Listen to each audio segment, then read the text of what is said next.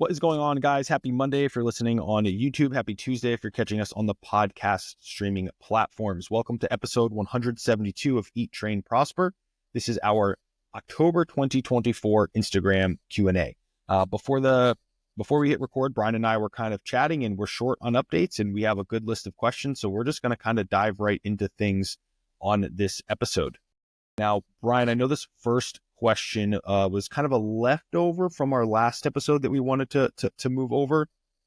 So do you want to frame it? Do you want me to frame it? Sure, yeah. This guy wrote me on DM before our prior episode, and it honestly was probably a better question for this episode anyways, but I was trying to find a way that I would tie this into our last episode, which was the 365 days to your best physique. And it just made more sense for it to kind of be part of the Instagram Q&A here. So it is a bit longer of a question. We'll try to get through it as quickly as we can here with our respective inputs. But basically, this guy has 15 years of experience training, and he feels like he can't gain strength anymore. And so the way that he phrased it to me in the DM was, is my only option to go bonkers on volume? And I had to think about that for a few days because we're always taught that progressive overload is the thing that you strive for, and that if you're not getting progressive overload as a natural, then it's highly unlikely that you're gaining muscle as a natural.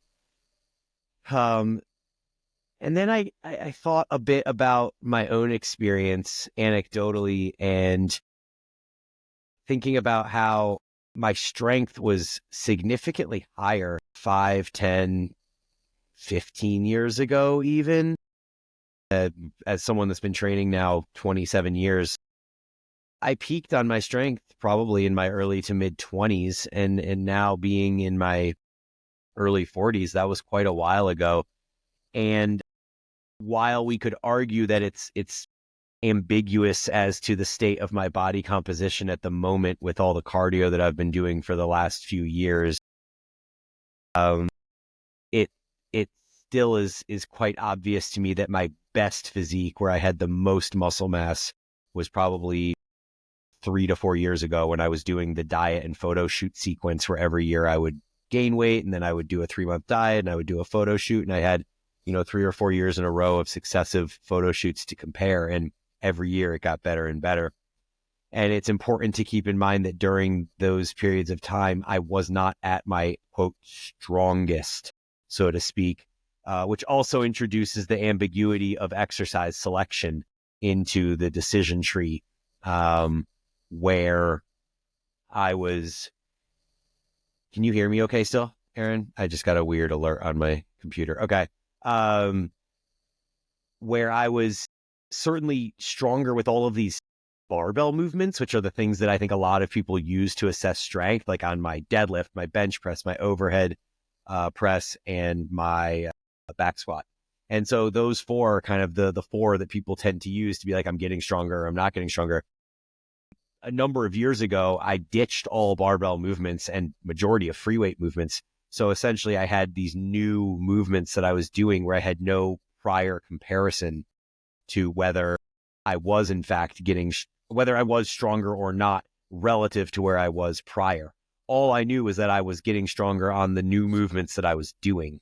And so I have some additional thoughts and kind of context here to add, but before I go ramble some more, I want to kick it over to you and kind of get some of your initial thoughts on the question. Yeah, I would echo the similar sentiments to you. I think while I am probably my strongest right now, if I really applied for obvious reasons, I'm still not even really using certain loads that I used as a natural, like Bryan said, in my mid-20s, and as you get deeper into the game, like the rules of the game don't change, but they kind of do a bit, like progressive overload and getting stronger is a proxy, but it's not the end all be all. There's other ways. And we see this from, look at the top physique athletes in your natural federations and in your, body untested federations.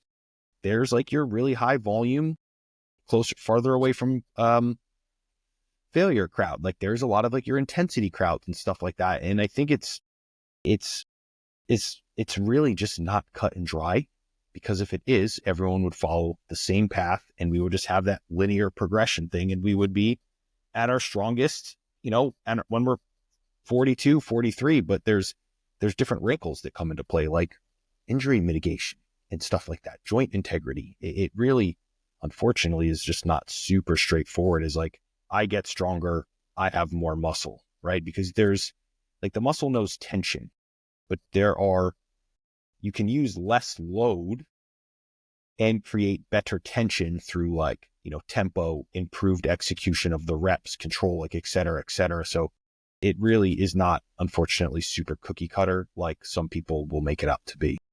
Yeah, it's a good point. Before I get into kind of practical application, I just want to also reference two people that y'all probably know, Jeff Alberts and Alberto Nunez from 3DMJ. And these two guys used to be hella strong when they were younger. They competed in powerlifting. They both, were working towards 500-pound back squats, 550 plus on the deadlift. Really strong guys. And if you look at the weights that they move now, man, even 3 years ago, there were videos of Alberto bench pressing the 130-pound dumbbells.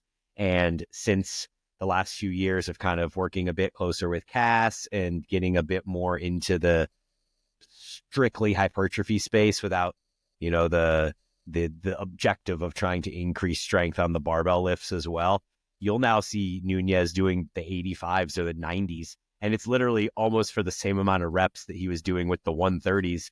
But A, it looks different. B, you can tell there's significantly more muscle tension occurring despite the fact that the load is lower.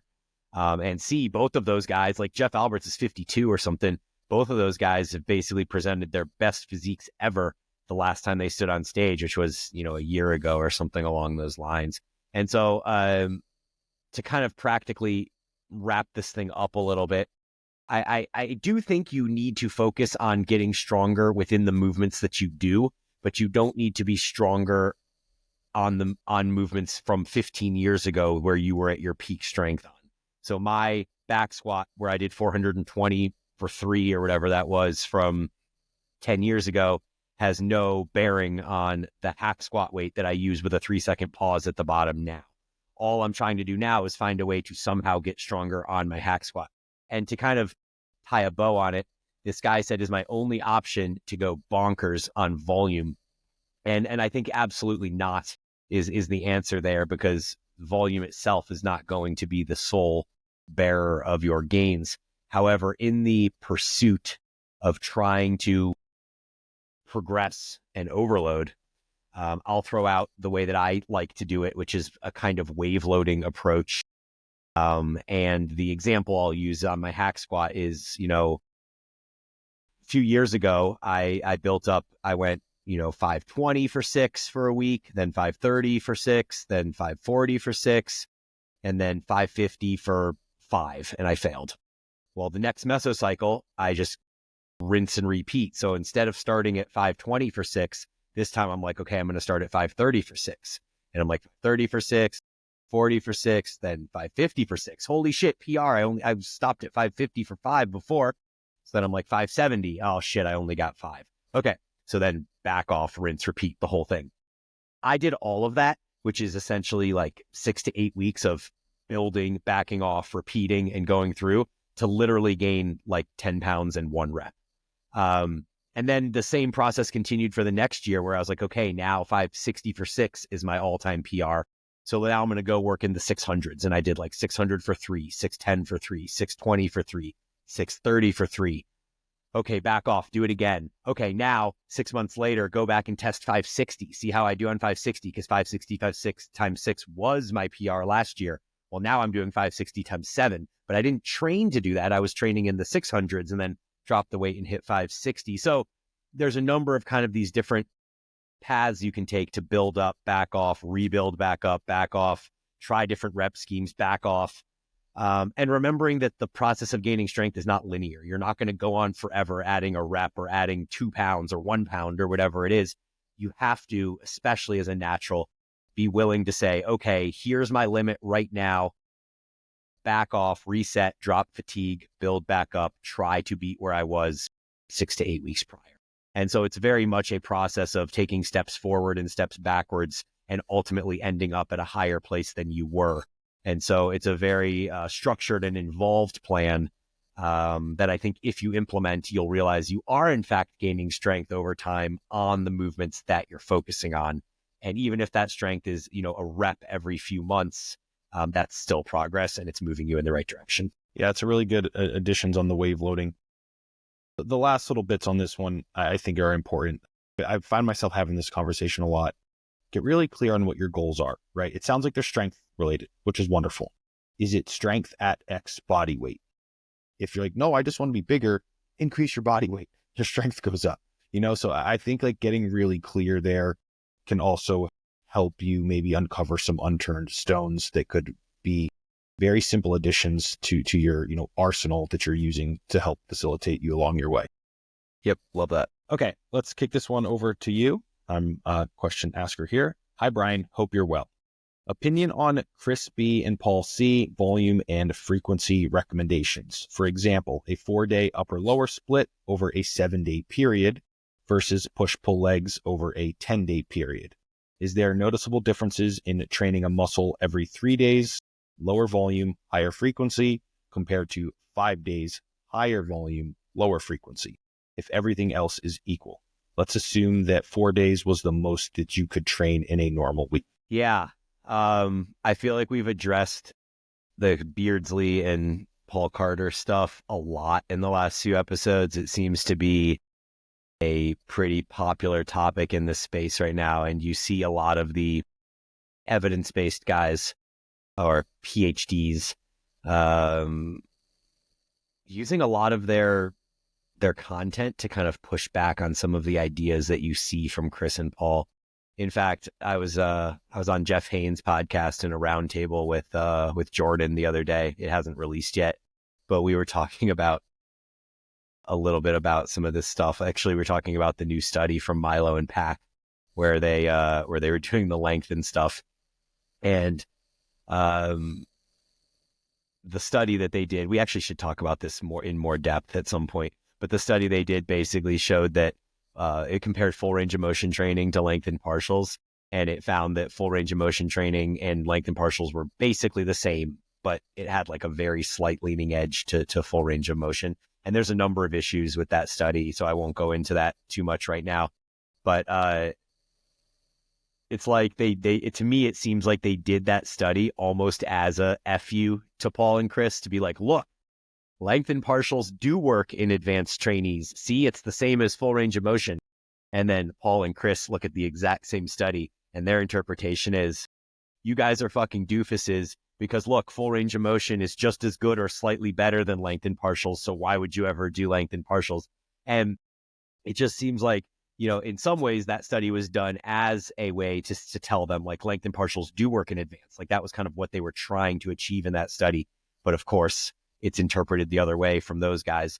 And so I'm mostly just pointing that out as a way of showing how polarizing and dogmatic sometimes their content can be. And it creates these camps in our industry. And so the way that this question was phrased is like, is it better to do a 4-day upper lower split where you're hitting each muscle group 3 times or every 3 days, or a PPL over 10 days where it goes like PPL, rest somewhere in there, and then PPL again, rest. So you're getting slightly lower frequency with the PPL. You're able to get more targeted volume, et cetera, et cetera. And then the argument from Chris and Paul is essentially that one set of a movement done 3 times a week, so as like a full body program, if you do one set of back 3 times a week, that's better than doing 3 sets of back 1 time a week. And it probably is, if we're in a game of optimization here, and every little bit matters when you're that hypertrophy pursuer who wants to check every box and get every drop out of it, right? And so if really put like gun to my head, I would probably say that, yeah, if you can avoid fatigue later in sessions, by doing a little bit less more often, then yes, my thought would be that is probably slightly better than training a muscle with higher volume once every 5 to 7 days. I don't think that that's new or novel information, though. I think that this, like even a year or two ago, you had Paul promoting the bro split as, you could do a chest one day and back one day and shoulders and arms one day and legs one day, and boom, you have a perfect routine and you're only hitting each muscle group once a week because volume is what matters. And then you see him switch completely 180 change to the actually the complete opposite, which is that is the worst idea, that, after 48 hours, we go into catabolism and we're no longer in a muscle protein synthetic state. And therefore, if you're not training a muscle every 48 hours, then you're leaving gains on the table. And I honestly feel like the reality of the situation is that both ways work. And it probably comes down to what works best for you in the construct of your life and your needs in your training paradigm. And I've had success with both ways. I've trained 3 times a week full body and done awesome, had great results. I've also trained bro splits where I train every body part once every 7 days and also had great results. Enjoyed one for a while and then it became dry and I didn't want to do it anymore. So I did the other one and that was productive until I didn't want to do that anymore. And I mean, it's the best part about hypertrophy training is how forgiving it is and how you can take so many of these different approaches and still find success and still make gains. And so I don't love having to put myself on a stand here and say, this is definitely better than that way.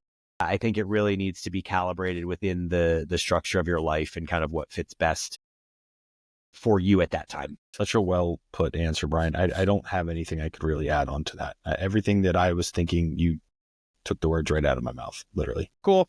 Then we can move on from there. Okay, this one is for you. Bryan, how did you get into biking? I've never learned how to ride growing up, but just taught myself and I'm ready to get competitive. Yeah.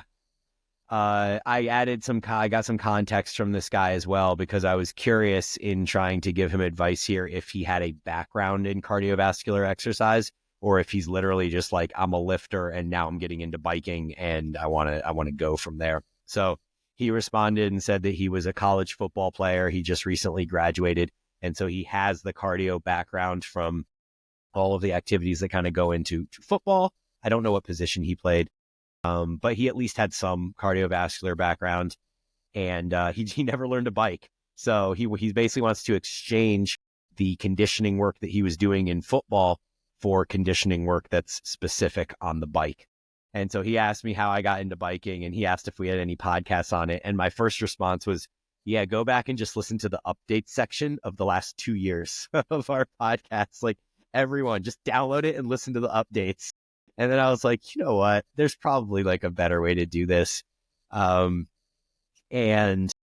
the other side of that is that those updates from the last 2 years are what I did, but that doesn't mean that what I did was right. Because as we know, last year, I didn't do such a great job combining in the hybrid manner of taking lifting and cardio and doing them super effectively because I was overtraining on both. I was doing too much lifting and too much cardio last year. Whereas this year, I feel like I got it right. It'll be interesting in retrospect to look back and think if I still got it right this year. But I think I'm getting much, much, much closer by lifting less and being able to get more out of both in that manner. But to kind of answer this guy's question specifically, how do I get into biking? The first step is that you learn to bike, which is great. That's important. Next, I think that you need to kind of decide where your priorities lie with biking and with lifting. Because I do think that you have about 6 sessions a week that you can probably do realistically. And so for me, that's turned into 2 lifting and 4 cardio with maybe 1 like recovery cardio day. So basically 6 days or 6 sessions that you can fit throughout the week. Do you want that to be 2 and 4? Or do you want it to be 3 and 3? Or maybe it's 4 and 2. Maybe it's 4 lifting sessions and 2 cardio sessions. But as from the lessons that I've learned is that doing too much of both just leads to decrement in both over time. Like initially, you're going to get great results because volume is king in kind of both endeavors, it seems. But over time, recovery is king. And if you're not recovering, then you're not able to progress. So I would say that first you have to decide how many days you're lifting, how many days you're biking. Let's assume 3 and 3, because that's a pretty nice even split that allows for both to kind of be prioritized in some manner. And so with that in mind, I would say that your bike sessions, let's assume that time isn't an issue here. You're 3 times a week. You can go as long, as hard as you need to. I would take one of those sessions and I would do a really long zone 1, zone 2. So call it like 65% of your max heart rate, somewhere in there as a goal.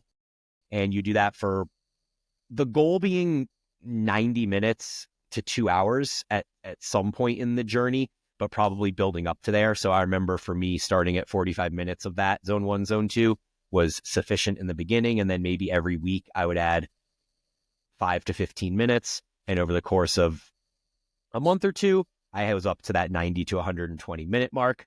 So that's your cardio session that's not physically challenging other than the sense that it's long. It's going to help you adapt the PGC1 alpha system. It is also going to, oh man, I'm going to mess this up, calcium homogulin. Someone correct me on that. But this is a system that helps you clear, it basically uses calcium to neutralize lactate, or like the lactic acid. Lactic acid, the wrong way of saying that, but the lactate that accumulates that essentially makes your muscles burn and makes you want to stop. The calcium clomodulin system essentially buffers against that and neutralizes it. And so by going on these really long, low intensity rides, you're able to get better at that process of buffering against lactate, which you'll see transfer into your other workouts. So we have one like 90 to 120 minute slower ride. I think we need one that's kind of on the higher end of the spectrum.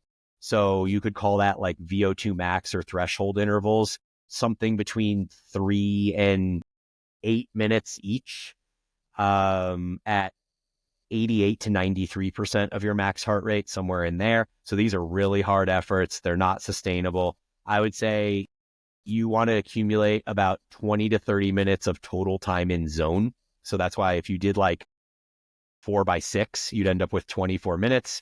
I think that that's kind of right in that sweet spot of where you would want to be.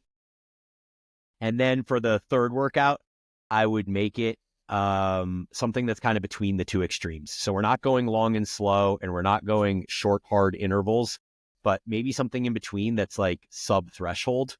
It's that zone 3, zone 4 range. So think of your heart rate being around 85% of max, 83 to 85%. So we're above zone 2, but we're certainly below that zone 4, zone 5.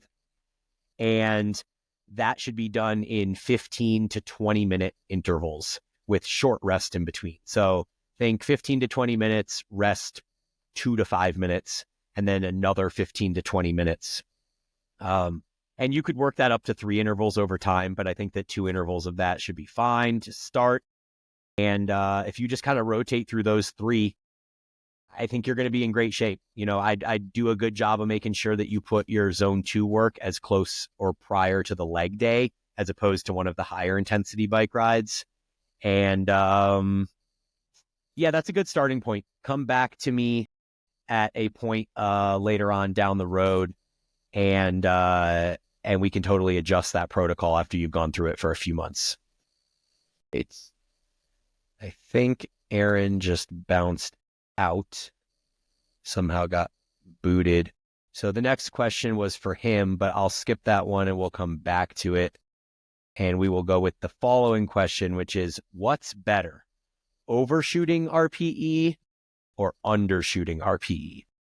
And so what this question is essentially asking is, if I do a set and the prescription is 2 RIR, would it be better for me to work too hard and do 1 or 0 RIR, or would it be better for me to accidentally not work as hard and do 3 or 4 RIR on this 2 RIR prescription set?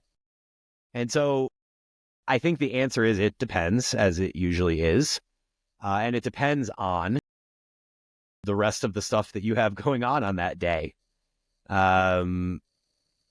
You know, how many sets are you planning on doing? If it's 1 or 2 sets and you're on a low volume program, then I think you're likely better off overshooting it and working too hard. Whereas if you're on a program that has 6 to 10 sets for that muscle group in that session, I would probably err on the side of undershooting it and accidentally working a little bit too easy in that case. So let me see. Yeah, I don't know if I have a whole lot there to add. So, I mean, there's life contextual aspects as well. Like, how are you feeling that day? How is your recovery? How is your sleep? How's your nutrition? Are you in a caloric surplus or a caloric deficit? Where do you sit in that regard? And so I think all of those factors need to also kind of play into the question.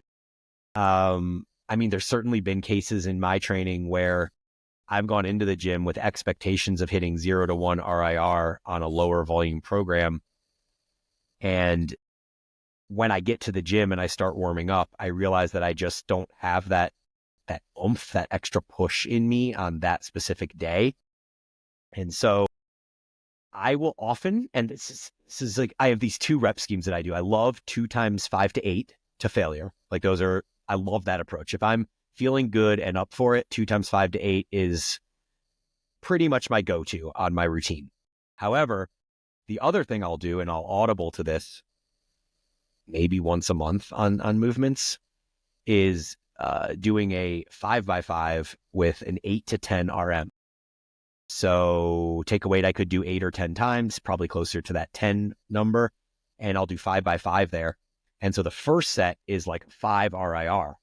But by the time I get to the final set, or the 5th set there, it's no longer 5 RIR. I've fatigued. So it might go like 5, 4, 3, 2, 2 or something like that. And so the final set that I do of 5 is much harder than the first set of 5, but none of them are to failure.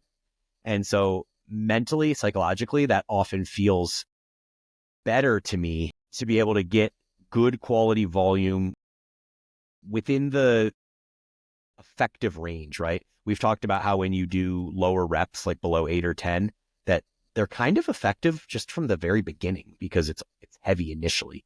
Whereas when you're doing a 15 or 20 rep set, you don't really get any effect until you pass, 10 reps or something like that. So with these heavier loads, using an 8 to 10 RM weight, doing 2 to 5 RIR on those sets is still very effective training. And psychologically, it's just easier to kind of grapple with some days. So those are the 2 approaches that I usually take. And it kind of is within the realm of this question, which is it better to work too hard or not work hard enough? I'll just say that when I do opt to work less hard, I will usually compensate that by adding a little bit of extra volume in that case. And Aaron is still out. So the next question is the periodization model from N1 applicable for competitive bodybuilders? And first, I think it would be prudent for us to go over what the N1 periodization model is. And so the way that they do things that's slightly different than maybe, I don't know what you would say, typical hypertrophy science that you see out there, is that instead of just always living in hypertrophy, which I think is a fine approach as well, they jump out of hypertrophy for specific purposes. And it's not like they're just jumping out of hypertrophy for the sake of, oh, it's time, it's been 12 weeks. We need to now go do this strength phase or this metabolic phase.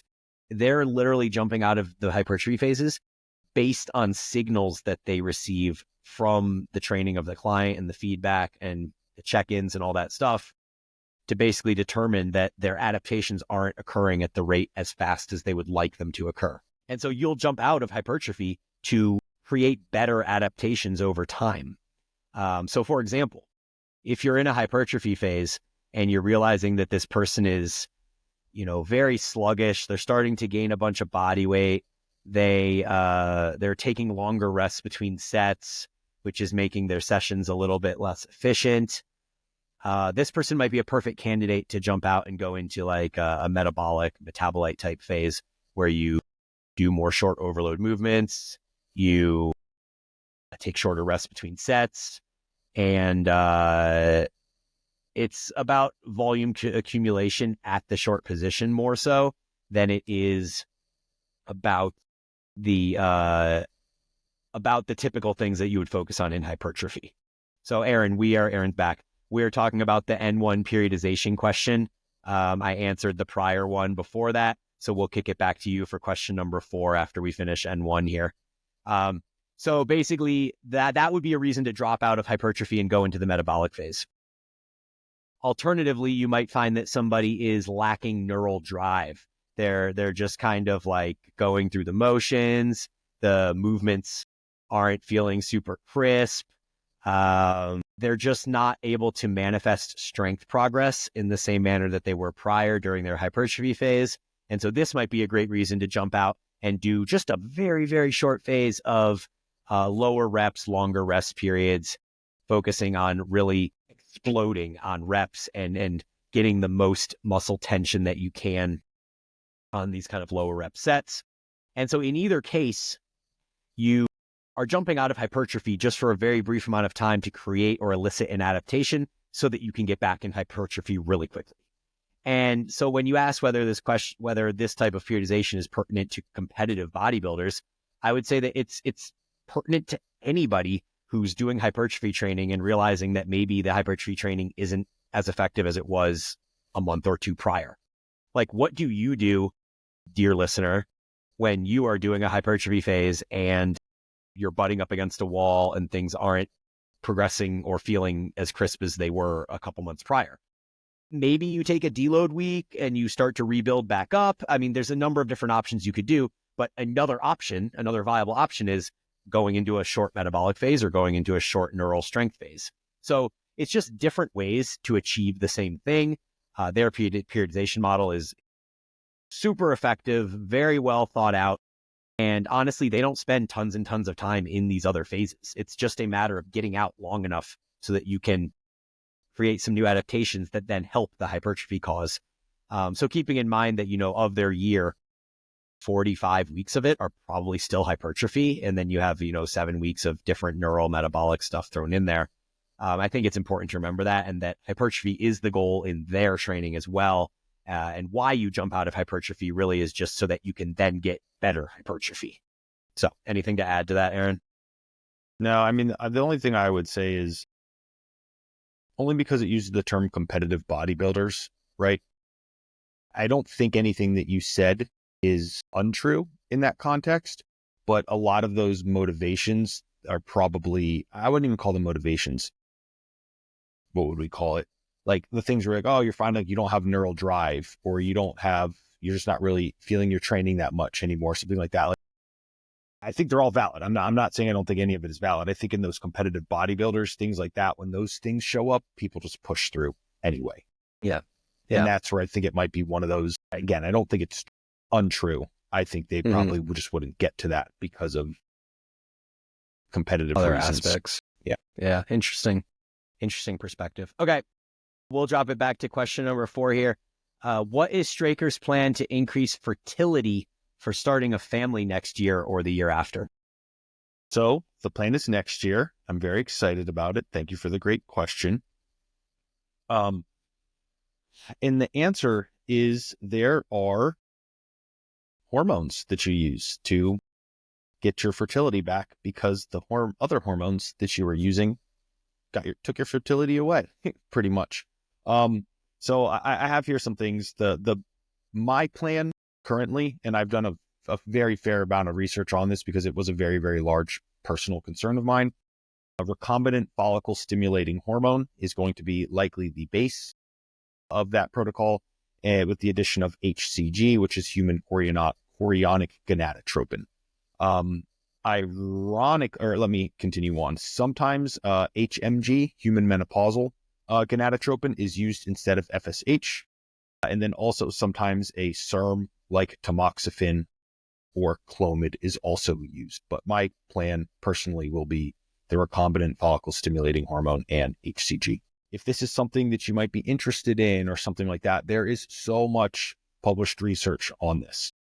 And it's very, I wouldn't even call it funny. It's concerning to me because it's still like a very common thought that like, oh, if you do this, you can't have kids. And like people really think that. It's not the truth. It's not the truth. It's just, I just don't think some things are maybe approved in certain countries and it's very like gray area, but we have top level competitive bodybuilders who are at the peak of their career having children using incredible amounts of steroids. It just requires further interventions of other things. And I'll wrap up with this. Ironically, a lot of these medications are the same medications that women use for fertility, right? Which I learned in the hospital when we went to do fertility things in Bangkok a few months ago. I was like, oh, I know all about these things, actually, as we were sitting in the meetings, which was unexpected. That's cool. I mean, you're like basically a female pregnancy doctor at this point. In terms of the research I've read, potentially. All right, cool. I obviously have nothing to add to that. So we'll move on to the next question, which is, I love this question. I don't know if you've put much thought into this, Aaron, but how do you think your training will change in your 60s and 70s? I mean, probably just going to be one of those old dudes in the gym doing just absolutely bonkers things that don't make any sense, like we see right now, unfortunately. 60s, I don't know. I would imagine it's going to be a lot more cardiovascular focused. I feel like into the 60s and 70s, there's, some weight training still going on just to try and maintain bone density, from a quality of life standpoint, but trying to stay active, I would say, and keep all of my normal day-to-day mobility and those sorts of things and just enjoy it, really. I would say that would be my goal, I think, at that time in my life. Yeah, it's an interesting question because if you would have asked me this question 2 years ago, I probably would have told you that I'd be doing basically what I'm doing right now, which is that I'd be doing 2 times a week full body training and that I'd be doing a bunch of cardio. Upon further thought, now that I am doing that and I'm thinking about, what does this look like 20 to 30 years from now? I think it's highly likely that I am not training everything to failure like I am now or within like 1 RIR on like RDLs and hack squats. While Aaron was gone, I used the example of saying that oftentimes when I'm in the gym or I go into the gym and my intent is to do 2 sets of 5 to 8 to failure, even now I'll often audible to doing a 5x5 at a 10 RM. And there's something very effective still about doing a 5x5 at a 10 RM because the weight is heavy and those sets are still effective. But mentally, psychologically, it feels, I don't want to say easier because you're having to do more sets. You're having to get under the load more times, but there's something less stressful about not having to go to failure on every one of those sets. And so I think given what we know at this point in the research, that there's still very effective training at 2 or 3 RIR compared to going all the way to failure, I think I probably end up taking a bit more advantage of that and training a bit further from failure. I probably become a bit less neurotic about my exercise selection. And I will tend to focus more on just big compound movements that train a lot of musculature at once, not worrying so much about isolating every single muscle group at the short position and the lengthened position and all of that stuff. It's likely that I will probably start including a bit more mobility and stability training. And so I don't really do much mobility at all at this point because I'm naturally born with decent mobility in the majority of my joint structures. And then training under load, like weighted stretching, for example, sitting at the bottom of a squat, the bottom of an RDL, bottom of a chest press. These things stretch out the musculature as well and the tendons. So I think there's value there. But I do think stability training is something that would be good. For example, like right now, I try to put my sock on every morning by doing a single leg RDL to grab the sock off the ground and then staying perched on one leg, bending down and putting the sock on and then switching legs, doing a single leg RDL to the ground, grabbing the other sock, doing the same thing. Things like that, I think I'm going to become more focused on as I get older in making sure that I have the balance and stability on one leg, possibly some more lateral movement, possibly some more like dynamic work, like stepping up and stepping down off of objects, stuff like that. I don't think it's going to change a ton though. Like looking at my parents, one of the things, they're in their early 70s. One of the things I notice with older people in my life at the moment is that so much of their life is consumed by the different appointments they have every day to keep themselves functioning in the way that they want to function. And it's almost like you have to be retired to live that life, because if you're 70 and you're working a full-time job, my parents wouldn't be able to physically take care of what they believe are all of their individual needs. I want to avoid being in that position. I don't want my life at 70 to be driving to this appointment and this body work session and that whatever. Like my goal is to get to a point where my strength and muscle mass and my cardiovascular ability keep my health in a position where that covers the majority of the bases, and then filling in the gaps with like mobility, stability, farmers carries, things along those lines. And yeah, like I said, working a bit less close to failure with bigger compound movements, et cetera. It's a really, really good answer. I hope I care as much as I do now. Yeah, that's another good point. Like you see those people as they get older and they just like don't give a fuck about anything. And they're just like the most confident person, just, you know, hey, I'm going to die in the next decade or two. So what does it matter at this point? You know, and there's something like awesome about that too. Like I love that attitude, and I look forward to being there someday as well. Yeah. All right. What is this one? How to best ensure progress when you are using two different gyms with different types of equipment. Exercises are the same, but I imagine you just have to be really honest with RIR on each exercise if it's being done on different equipment. What are your thoughts, Aaron? I think this is actually probably pretty applicable to you in that you train in commercial gyms more than I do. Yeah, I would progress each piece of equipment independently. That's exactly what I do. I'll have like, hey, I'm doing, let's use the example, leg extensions, and I'll put in like gym I'm at, brand of leg extension. If I'm training at another gym I'm at, leg extension, or brand leg extension. You're not going to be able to, like 100 pounds on an Arsenal leg extension is going to be maybe not vastly, significant of enough of a difference than a leg extension by Watson or Prime or something like that. It will be hell trying to do the calculations and wondering why this one was harder this week. Like just progress them independently is, I think, the only really good answer to that question there. Yeah, I think that ultimately that makes the most sense. The piece I'll add here is that this person is following my programming, and the way that I program is with that kind of descending RIR into partials and then into rest pause sets and then into like reverse drop sets and lengthen sets. And there's a kind of natural progression where we go from starting at, say, 2 RIR on a leg extension, and then by week 6, it's not 2 RIR on the leg extension anymore. It's a completely different looking protocol that was progressed over that 6-week period. And so if you're following a program where every week is, you know, pretty much rinse and repeat, same exercise to failure, I think Aaron's approach is 100% spot on. You're just like, hey, I went to failure and got 10 reps at 200 this week on this machine, but it was 160 on this machine, like whatever, it doesn't matter. You track those independently.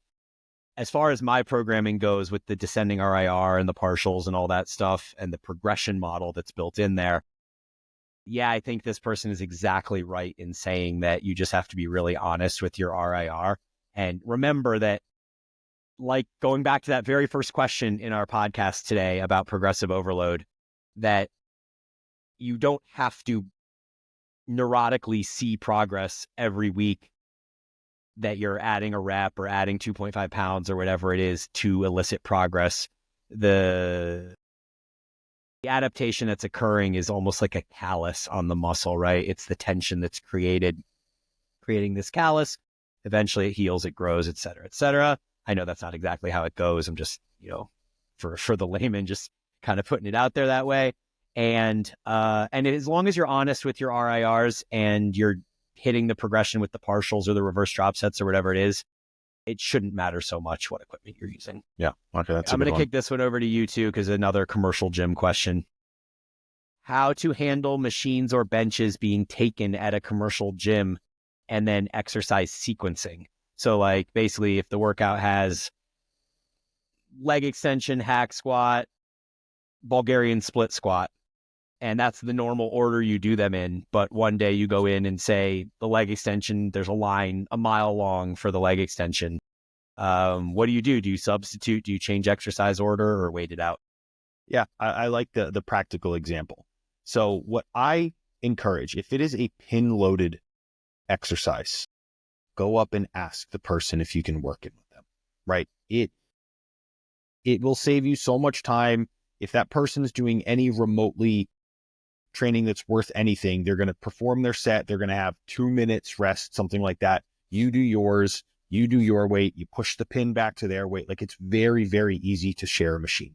Personally, if I'm on a machine, someone's like, how many sets do you have left? I'm like, hey, maybe 3 or 2 or whatever, but do you want to work in with me? And I encourage them, right?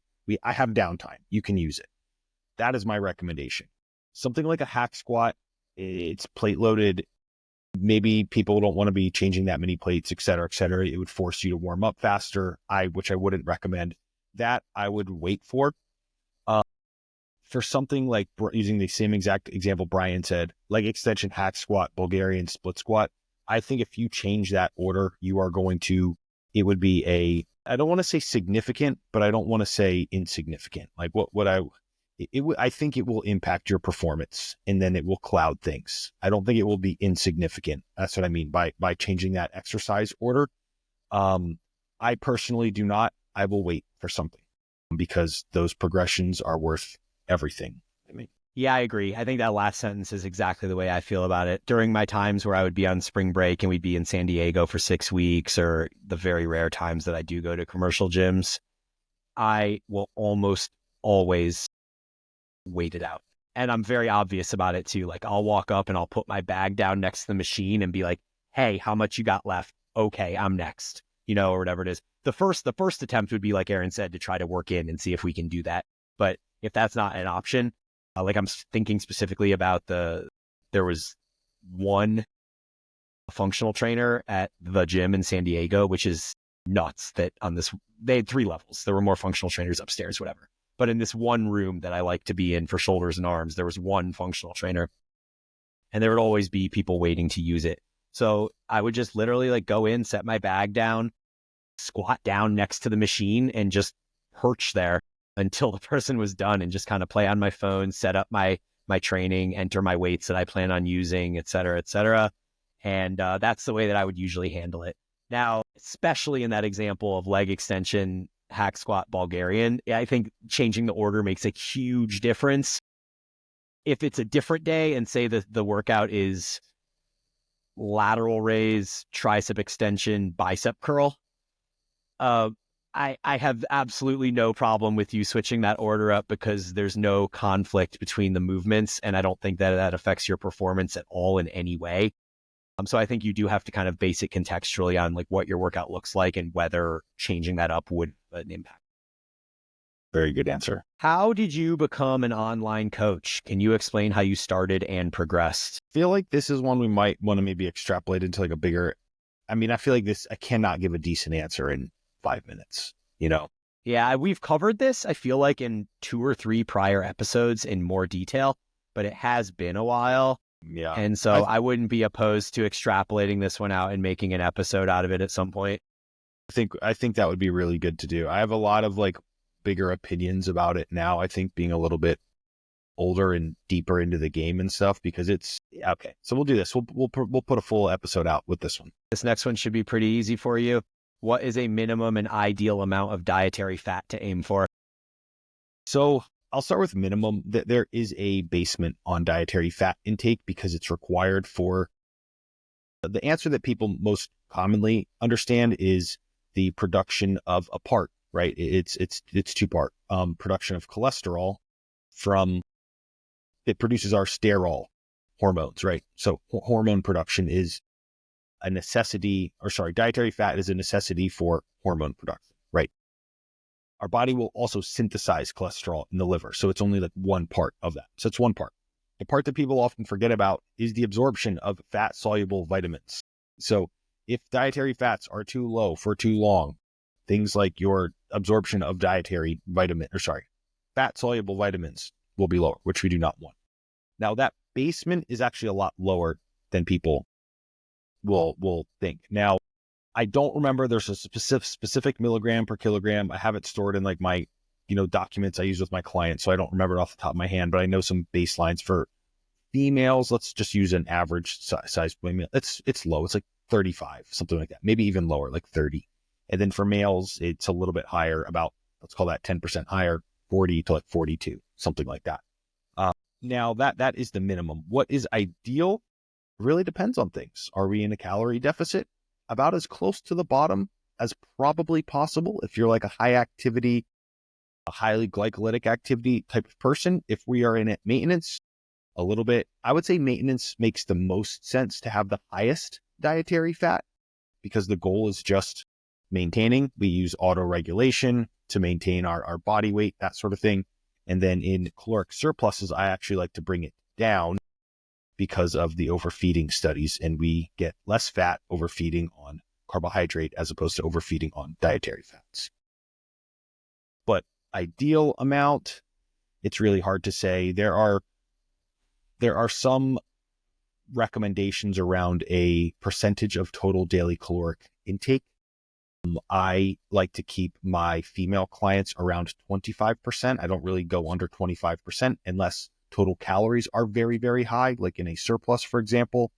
And then for my males, I will go lower, 18 to 20%, if we're like low in a calorie deficit or something like that. But again, that's at a midline of total caloric intake. As you get into the higher caloric intakes, you don't need, just because your calories at 3,500 does not mean you need 115 grams of fat, right? Because we have our bases covered in terms of total caloric intake. That is what I like to do. Again, but it's very dependent upon the context of the client, what their goal is, if they're natural, if they are on exogenous hormones, and all sorts of things. So there's numerous facets that come into play. Yeah, I'll just add anecdotally that for me, I tend to find 50 or 60 grams to be like the low end for me.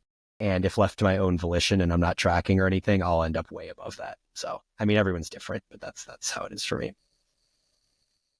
All right. When trying for fat loss, is it important to track 3 macros? I know some coaches only track protein and calories. I would say my answer to this depends on the ambition of your goals. If you are what we would consider overweight and unhealthy, I do not think that tracking all 3 matters nearly as much. If you get your protein in, you control for total calories, and you are working on improving your lifestyle so that you are not overweight and unhealthy, I think that is sufficiently adequate.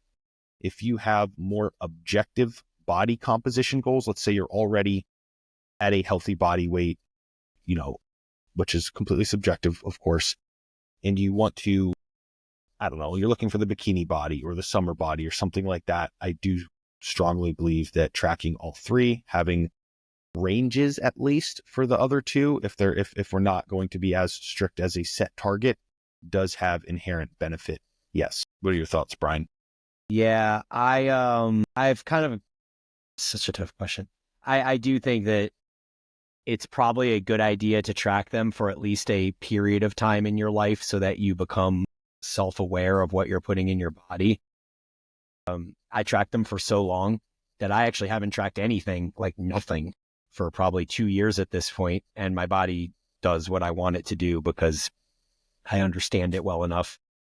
Now, if I were on like a dedicated fat loss phase and I was trying to get on stage, do a photo shoot, something along those lines, I think the closer you get to that goal, the margins for error are smaller, and you probably need to track a little bit more closely. And so I do think it just depends where you are in the phase of your life, as far as how close you are to your goals, how hard it is to continue making progress towards your goals, and then kind of assessing at that point. But if you're like, hanging around maintenance, you're like, little deficit, little surplus, maintenance, whatever. I'm just kind of like living life, going through things, not super stressed about it. Then protein and calories gets you 99% of the way. And I don't really advise too many people to track beyond that until they're like, butting up against a goal and really struggle. Yeah, I'd say if you're, like Bryan said, if you're really new to things, it matters. If it's kind of like the bell curve. If you're really new to things, it matters because you need to learn. If you're in the extreme ends of things, it matters because your goals are really object. Once you get into that middle part of the bell curve, I think it matters less. The times where I think it does benefit you is learning a little bit more applied principles of nutrition. For example, I've had instances where someone is like, man, I'm getting my ass kicked in training. I can't progress, all these things, and they're tracking, but they're carbs. They're eating no fucking carbohydrate because so-and-so told them that like the high fat diet was better. So they're not eating carbs. They're doing CrossFit, wondering why their performance sucks and they're getting their ass kicked. And I'm like, this is like, that's an example where those sorts of things break down. So again, I think there's merit in learning, understanding how your body feels and functions with fueling and stuff. But again, it's kind of like an increased learning curve, or sorry, not an increased learning curve, the bell curve. And then in the middle, probably doesn't matter so much in the beginning so that you can learn at the extreme max end of big goals. It's very beneficial. We have 10 minutes left and 8 more questions. So we'll get through what we can here. But how to balance food diversity while also loving the same meals throughout the week. There is benefit from the increase in diversity just through exposing your gut microbiome to different nutrient sources in a wider array of beneficial bacteria, right? We have pretty good research on this. The parts of the world that eat the most varied diet have the best balance of, the largest proliferation of a diverse gut microbiome. So this is pretty correlative. If you're someone, you have great digestion, you don't have any digestive issues, and you just love the simplicity of Groundhog Day, I wouldn't make your life harder just to eat more diverse things. What I like to use in this context, when you're eating out, order vegetables you wouldn't normally eat. Maybe order a meat you wouldn't normally eat, although there's obviously much fewer types of meats. Times that you're already going to be off of your schedule, do some exploring. Buy mixed fruits instead of one fruit. Buy mixed vegetables instead of one vegetable. But I wouldn't make your life harder just for something just for the searching for this if your digestion is already pretty solid. Cool. Yeah, I dig that. I agree with all of that. I don't really have anything to add there. Next question. Okay, this one is great for you, Bryan. How to target erectors under load with progressive overload. Yeah, so I think the first thing here is to note that what the erectors do, what is their function? And they are the antagonist to the abs, to the rectus abdominis. And so you guys have probably seen this big push recently in movements doing abs, where all you're doing is extending and flexing the abs. So you're not doing these big, long ranges of motion where you're doing like full sit-up from the ground all the way up.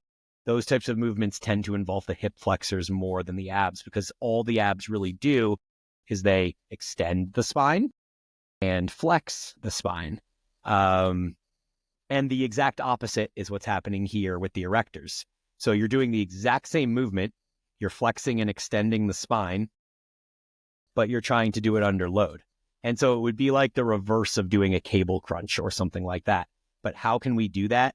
The most effective ways that I've found are going to the 45-degree hip extension machine and going from a rounded back position into a overextended, hyperextended type position.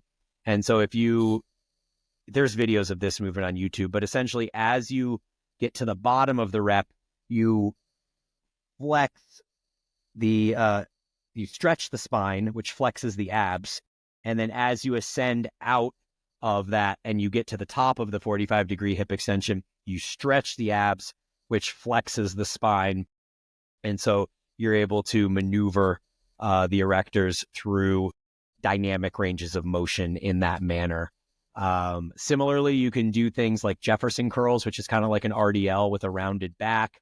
I love that one too. I would be careful doing them heavy until you really kind of get the technique down there so that you don't end up injuring something.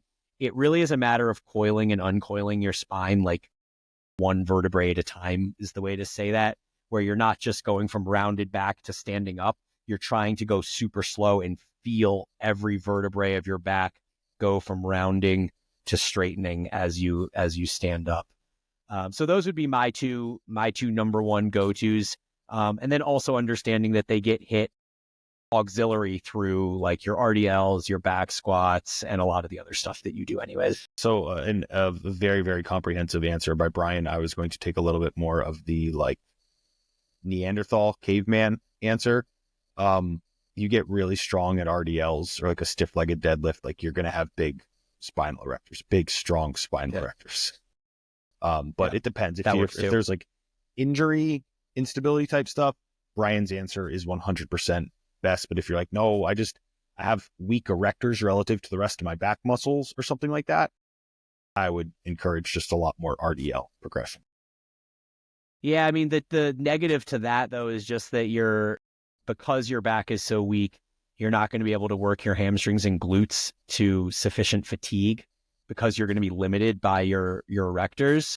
And so, yes, that will get better over time, as Aaron said, but if you need to expedite that process and you want to sort of isolate your erectors without having to also be training the glutes and the hamstrings, I mean, you're going to train them in my examples as well, but you're through going from rounding to straightening, you're going to get more acute erector work in there. Yep. Very good add on. Right. Best meal 1 to 2 hours before cardio, Bryan and Aaron's choice. So I'll give mine. Because of cardio, it's higher heart rate. I'm breathing harder, those sorts of things. I don't like to have a full meal. Like I'll eat maybe some puffed rice cereal, maybe a banana, a whey shake, but not really. I kind of like to give myself maybe like 2 hours or something like that. I do treat it differently than what I would eat pre-training because again, high heart rate for a long sustained period, high amounts of breathing, and I get really thirsty and I'm like pounding water too. And I don't want that sitting in there. So I do fuel differently. So I would say I fuel less for cardio than I would for like a big training session personally. Yeah, my personal approach is that if it's a zone 2, zone 1, like easy steady state session, I pretty much always go fasted, or I try to make sure there's like a really long distance between eating and training. It feels better for me that way. I don't feel limited. I usually bring a big thing of element mixed with creatine with me. So I'll have like 1.5 scoops of element and creatine because my zone 2 rides can get kind of long. And so I just want to make sure that I'm keeping the electrolytes coming in. The creatine obviously is not acute, but that's just how I mix it. So mostly fasted for easier steady state work. And then for higher intensity work, it's one of two things. It's either I pack my Hydra Pack filled with that glob mixture that I've talked about on here before, which is whey protein, Gatorade, element, and water and ice. I'll either pack my backpack with that and I'll just sip on that throughout the ride, or I'll have my typical meal of chicken, rice, and broccoli like an hour and a half to 2 hours before, and then I'll go attack whatever interval workout I'm doing once the food has digested at that point. So really kind of depends, but definitely having a significant amount of carbs and protein in my system for the higher intensity work seems to be better than doing that fasted for sure. This one, Bryan, I'll kick over to you first, at least. Do you think improving cardiovascular health will help with hypertrophy? Yes, 100%. So I actually covered this exact topic twice in the last not so long, most recently on the Boost Camp podcast. So if you go check out Boost Camp, I did an entire episode on hybrid training, and this was literally like one of the questions that came up. Prior to that, I was on Wits and Weights podcast, and we discussed that as well. So either of those two would be good to check out. The Wits and Weights one I've been on twice, and the most recent one was about parenting and fatherhood. So go back to the first one. But basically, there are 3 avenues by which this helps. The most important one, in my opinion, is that you get parasympathetic faster post-workout. And there's actually a PubMed link that validates that. So we can include that in the show notes here. It's ID 239-12805.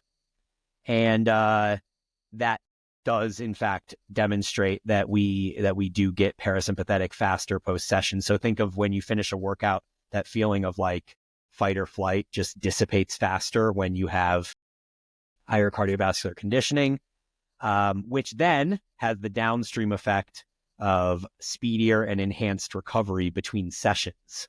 So that means that if it would take you 4 days to fully recover from one session to the next, maybe you can do that in 3, which then leads to the next benefit, which is that you can potentially fit more volume in for the same fatigue cost. And so that would be relevant both session to session, like you can recover faster between each session, but you can also recover faster between each set. So whereas before you might have needed to rest 3 minutes between sets of dumbbell bench press, maybe now you can rest 2 minutes or 2.5 minutes and achieve the same number of reps, therefore allowing yourself to get maybe an extra set of volume in for the same amount of time and or fatigue. So tons and tons of benefits there. As far as the getting parasympathetic piece, that even extrapolates out to like while you're sleeping. You're going to have better sleep, which is going to enhance recovery and improve your ability to manifest performance in your weight training sessions. So all positives. Like the only negative of including cardio with weight training is overdoing it and reaching a point where it's mitigating your progress. Yep. Really, really good answers. The only thing I will add there is an additional benefit is if your cardiovascular system is the limiting factor in some of your like longer sets. I think like high rep leg press set, high rep hack squat set, something like that. Which I have seen this happen in people where they rack it because they can't breathe. And I'm like, wow, okay, yeah, you are not in shape. Please get in better shape. So I have seen that actually. So that's one that is not as obvious, does have benefit there. There's typically a reason that people recommend doing your cardio in your off season as well. Yep. All right, I have like 1 minute left and we have 2 really quick questions. So let's hit these 2 and then I think you can probably handle the last 2 or 3 here because they're nutrition based. So the first one is, are you guys taking on one-on-one clients? To be honest, I think this question came from one of those like marketer copywriter guys who was just trying to get me to respond. But we're going to answer it anyway because I take on 3 to 5 one-on-one clients at any given time because I think that's the right number for me to be able to give 100% focus while also handling all the other business stuff I have going on. And so I'm currently at 3. 3 is a great sweet spot for me, but I would be open to taking on a 4th or a 5th if that client really kind of inspires me, intrigues me, and is pursuing something interesting to me. And those 2 things would be pure hypertrophy training or some sort of hybrid training model. And so if you're interested in either of those 2 things, hit me up. Aaron, how about you? Yes, I have spots right now. And for any of the podcast listeners, honestly, at any time, just reach out. With me and in my, I guess, primary role, like I don't want to call it a revolving door because then it makes me sound like I'm a shitty coach, but people are typically leaving every handful of months for finishing up something, someone gets laid off or something like that. So worst case scenario is you get put on the top of my wait list if I am full. So, or it's like a good thing they leave because they're graduating and they're going off on their own autonomously. Yeah, like I just had my most recent one was that. I mean, he's super pumped and he was like, thank you for everything. I have all the tools that I need. Maybe if I want to get super shredded next time, I'll reach back out. And those are always wonderful for me. Yeah. The next one asks about our hobbies outside of lifting. And I can say that biking is certainly like the number one that comes to the top of the charts for me, which is obviously. But beyond biking, I've been in pursuit of other things. I'm reaching a point in my life where I love fitness. It's been the staple of my life for 25 years at this point, but I am finding this desire to kind of expand outside of that. We've had a similar question on the podcast before where I've talked about like, maybe I'll get into archery or like Nordic skiing or so many other different avenues that I could pursue. A musical instrument. I don't know. There's no musical instrument I'm super interested in, but like I used to play saxophone as a kid. So things like that.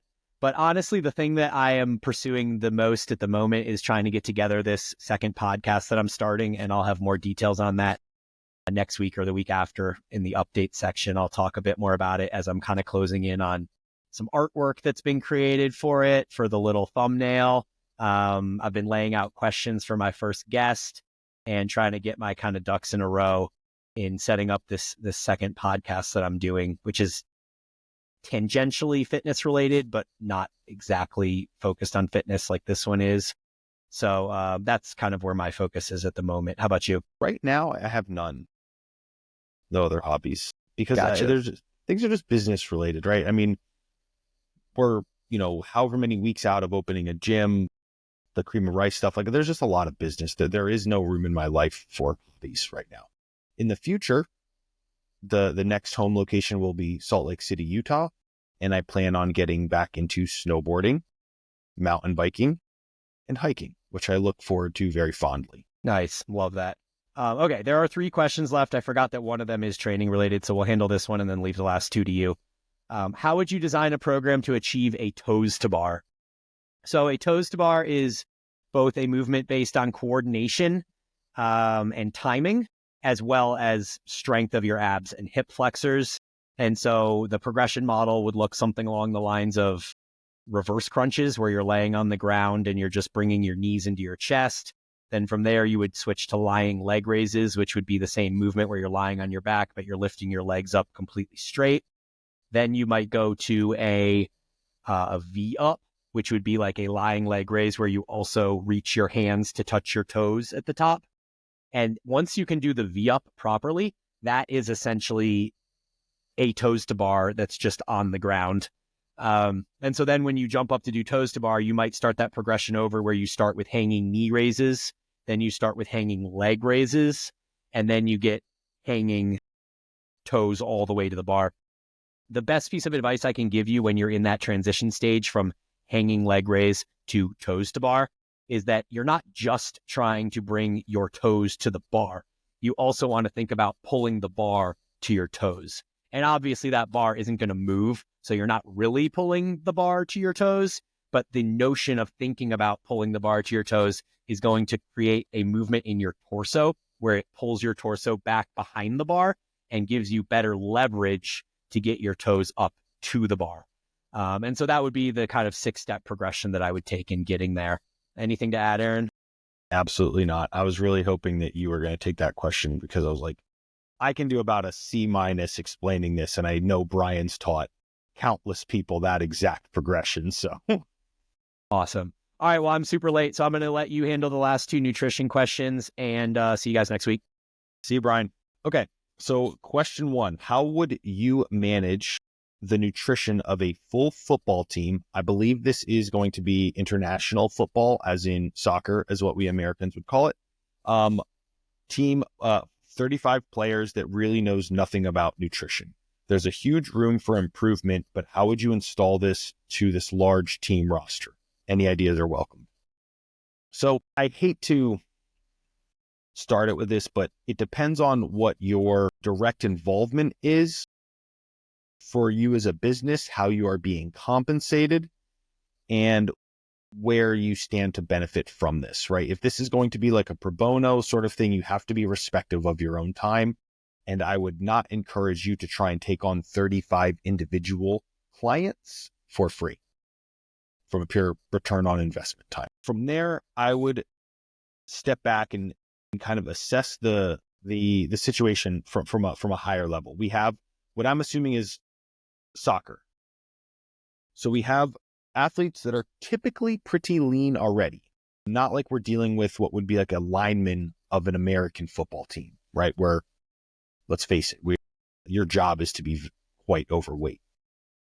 So we know from a nutrition standpoint, it's not like we're trying to improve body composition, reduce body fat. We're fueling for performance. So we know that we're going to want a higher carbohydrate intake for a sport that is pretty glycolytic in nature. We have people that need probably some intra, post-workout, and then we want to get in higher micronutrient dense foods. So what I would recommend is lists, right? For breakfast, pick one from this list, one from this list, one from this list. And like one's going to be obviously carbohydrate. One is probably like maybe like starches. Another one's going to be fruits, some proteins. And then use very subjective serving sizes that are kind of foolproof, right? So like this is where the hand portions come into play, right? That are very popularized in a lot of the beginning nutrition certification and education. We're going to do 2 handfuls of berries with each breakfast, something like that. Pre-workout or pre-training is arguably one of the biggest improvement areas to make where again, choose foods from this group, choose foods from this group, choose foods from this group. We'll probably want moderate to lower fat here. An example, a large serving of rice, and use like photos or something like that with a plate, right? So they can see like we might want 3 handfuls. 3 handfuls is probably a little bit aggressive, but you get what I'm saying. Something like rice, intra-workout nutrition, find a local to your country liquid carbohydrate for intra-training, and maybe we add some salt to that or something like that. We instruct them to salt their post-workout meal, their pre-workout meal, their post-workout meal, and then for dinner, again, principles that probably has less of a reliance on the carbohydrate. Focus on things like getting the certain minerals in, especially if it is a team that is playing in an area that is very, very humid. We have a high sweat rate, so we know that we are depleting a lot of sodium. We're also depleting at a high rate magnesium, incorporating either supplement or magnesium-rich foods to bring these things back in. So again, what I think makes the most sense, if I'm assuming we're not being paid individually for the team, we make an assumption about the average player, what they're probably doing and where they stand to gain the most immediate benefit. And that's going to be intra-workout nutrition, replenishing minerals that are probably depleted at high rates because of the high rate of sweating, pre-workout fueling, post-workout fueling, and making sure that food quality is pretty decent and that we have moderate fat intake and a higher carbohydrate intake, and make sure that no one is under-fueling themselves because it's obviously a performance-based sport. So that is what I would do in an approach like this. Again, give them short lists of foods. I would say like breakfast, here are your 4 starch options. Here are your 6 fruits, something like that. Make it pretty foolproof for people and make things not super, super open to interpretation. Because let's face it, these are athletes, right? Athletes typically just want to be told what to do so that they can perform better at their sport. If you have, maybe you're giving a presentation or something and you say, hey, if you eat whatever X quantity of rice 2 hours prior to your game, like you will perform better. Athlete hears the term perform better and their ears kind of, and their eyes, light up. Speak to what their goal is, which is improved performance. Hopefully that helps. And finally, my thoughts on aggressive deficits, using the get in and get out mentality versus being more conservative. So the hardest thing here is we need to define aggressive. Aggressive is directional, but unfortunately it's subjective, right? Are we talking a 20% deficit? I wouldn't consider that aggressive. I would consider aggressive once we start getting to like a 30% or greater. 30 to 35, 40 is probably in very, very aggressive. And that's like very short mini cut sprint kind of territory. I think it depends on the context of your client. And I know that's always my default answer, and I apologize, but that's really, really true. Let's say you have a client who's newer and they really just want to like clean things up a little bit. And this is why it's important to really, really understand what your client's goal is. Maybe they've lived their entire adult life at 165 pounds and now they're 175 pounds and they're uncomfortable and they want to be 165 pounds again. That's only 10 pounds of weight loss, right? It's not very, very hard to achieve that. You could probably do 3 weeks of aggressive dieting, right? At a 30% calorie deficit, and they're there 3 weeks and they're done. That's a very good get in and get out. Or you could use a more conservative approach. Now, if we have someone who is very overweight, let's call it 25 let's call it 25% plus body fat as a male. For a female, that'll be around like 30, 33, 34%. And they are really hell-bent on improving their health. Starting with an aggressive calorie deficit will benefit them because it gets us closer to health faster. And then we can decrease the depth of that deficit to something that is closer towards the spectrum of sustainability, but it is not still sustainable, but it is just closer than what is very unsustainable, right? Which is the more aggressive deficit. Again, it all depends on the context of the client. I am very much more in favor of using stricter guidelines and a results-based approach in providing numbers for that. Something that I do with all of my clients is I say, hey, we have our rate of loss that we are looking for. Maybe that is a 0.5% of total body mass loss per week. That is on the more slow conservative end. If we have the 1% total body mass loss per week, that is a more, I wouldn't call that aggressive. I would call that a very good rate. What's an ambitious rate, but we can move faster. I find that the more focused you can have people, the better results you can get. But it comes into how you frame it.